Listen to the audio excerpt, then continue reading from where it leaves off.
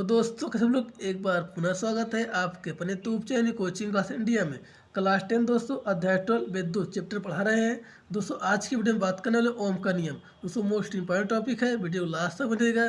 दोस्तों video start करने से पहले दोस्तों वीडियो लाइक नहीं किए हैं तो वीडियो लाइक कर दीजिए। चलिए वीडियो स्टार्ट करते हैं। दोस्तों आज का हमारा टॉपिक है ओम का नियम। दोस्तों क्या थ्योरी लिखेंगे, लिखिएगा इस नियम का प्रतिपादन। दोस्तों इस नियम का प्रतिपादन सन 1827 ईस्वी में जर्मन भौतिक वैज्ञानिक जॉर्ज साइमन ओम ने किया था। दोस्तों सिंपल लिख लीजिएगा, इस नियम का प्रतिपादन सन 1827 ईस्वी में जर्मन भौतिक वैज्ञानिक दोस्तों जॉर्ज साइमन ओम ने किया था। ओके, तो आप याद कर लीजिएगा, इस नियम का प्रतिपादन सन 1827 ईस्वी में जर्मन भौतिक वैज्ञानिक जॉर्ज साइमन ओम ने किया था। ओके, दोस्तों याद कर लीजिएगा तो ना, इस नियम का प्रतिपादन सन 1827 ईस्वी में जर्मन भौतिक वैज्ञानिक जॉर्ज साइमन ओम ने किया था। ओके, दोस्तों कथन क्या लिखेंगे, कथन लिख लीजिएगा। लिखिएगा इस दोस्तों कथन क्या दिया, ओम ने कथन क्या दिया, इस ओम ने क्या नियम दिया। यदि दोस्तों किसी चालक की भौतिक अवस्था में परिवर्तन ना हो, दोस्तों यदि किसी चालक की भौतिक अवस्था में परिवर्तन न हो, मान लीजिए दाब ताप आकार में परिवर्तन ना हो, तो उसमें प्रवाहित होने वाली विद्युत धारा उसके सिरों पर लगाए गए विभवांतर के अनुपाती होता है।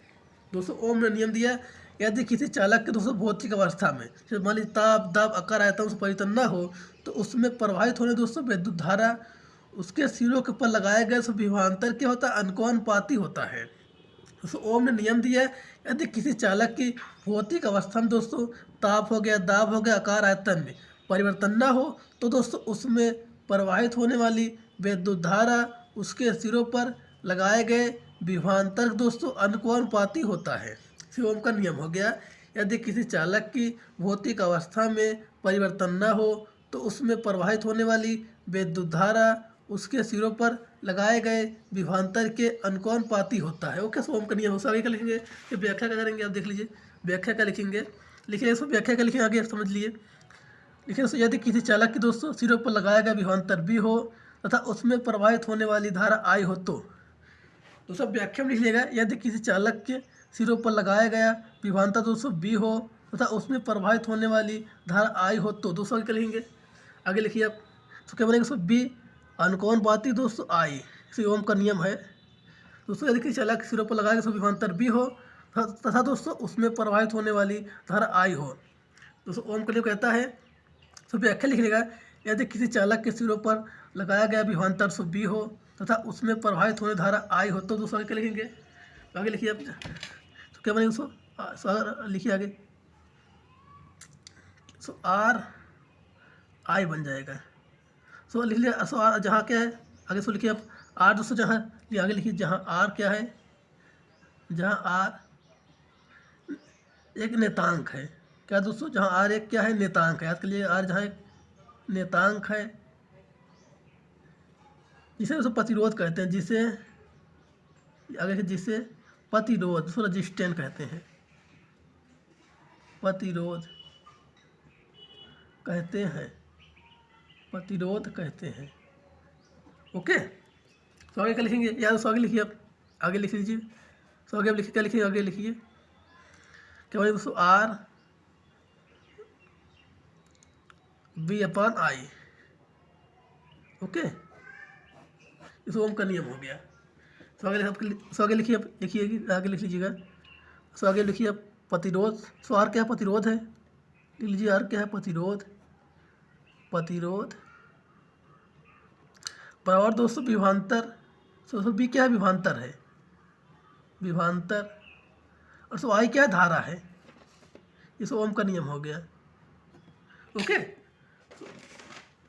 दोस्तों ओम ने सिंपल नियम दिया, यदि किसी चालक की भौतिक अवस्था में परिवर्तन न हो, तो दोस्तों उसमें प्रवाहित होने वाली विद्युत धारा उसके सिरों पर लगाया गया विभवांतर के अनुपाती होता है। व्याख्या लिख लेगा, यदि किसी चालक की सिरों पर लगाया गया विभवांतर बी हो तथा उसमें प्रवाहित होने धारा आई हो, तो दोस्तों क्या बनेगा, सो बी अनुपाती आई। ओके, सॉरी क्या बनेगा, सो बी और आर आई। दोस्तों जहाँ आर क्या है, नेतांक है, जिसे प्रतिरोध रजिस्टर कहते हैं। दोस्तों आर जहाँ क्या है, एक नेतांक है, जिसे हम लोग क्या कहते हैं, प्रतिरोध कहते हैं, रजिस्टर कहते हैं। सो का सो बनेगा, सो आर बन निकल के बनेगा, सो का होगा आर बन निकल के बी अपॉन आई बन जाएगा। दोस्तों आर का मान करके पी पाना ही बन जाएगा। जहाँ आर क्या है प्रतिरोध है, सो पी विभवांतर, तो आई तो धारा है। तो आगे लिखिए ओम के नियम सीमाएं। दोस्तों फिर कर लीजिए ओम के नियम सीमा, पहला सीमाएं क्या है दोस्तों, फिर कर लीजिए ओम के नियम की सीमाएं। ओम की नियम, ओम के नियम की सीमाएं, सीमाएं। सो दोस्तों पहला सीमा क्या है, पहला है तो पहला सीमा क्या है,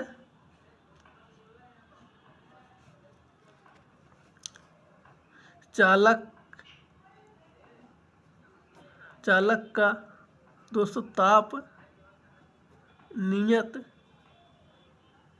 हो। ओके, दोस्तों दूसरा क्या है, चालक में दोस्तों, चालक में विकृति उत्पन्न न हो, विकृति उत्पन्न ना हो। दोस्तों पहला सीमा क्या है, चालक का ताप नियत हो। दूसरा क्या है, चालक में विकृति उत्पन्न ना हो। ओके, दोस्तों वीडियो का आप स्क्रीन शॉट लीजिए अच्छे से इनको, दोस्तों वीडियो का आप स्क्रीन शॉट ले लीजिए। दोस्तों देख लीजिए, देख लीजिएगा तो कथन देख लीजिए। यदि किसी चालक की भौतिक अवस्था में दोस्तों परिवर्तन न हो तो उसमें प्रभावित होने विद्युत धारा उसके सिरों पर लगाए सो विभवांतर के अनुपात से ओम का नियम हो गया। तो व्याख्या देख लीजिए आप यहाँ पर है। दोस्तों वीडियो का आप स्क्रीन शॉट ले लीजिए अच्छे से, दोस्तों देख लीजिए। दोस्तों आशा में समझ में आ गया। अगर दोस्तों वीडियो पसंद आ लाइक करिएगा। दोस्तों मिलते हैं अगले वीडियो तक के लिए, जय हिंद, वंदे मातरम।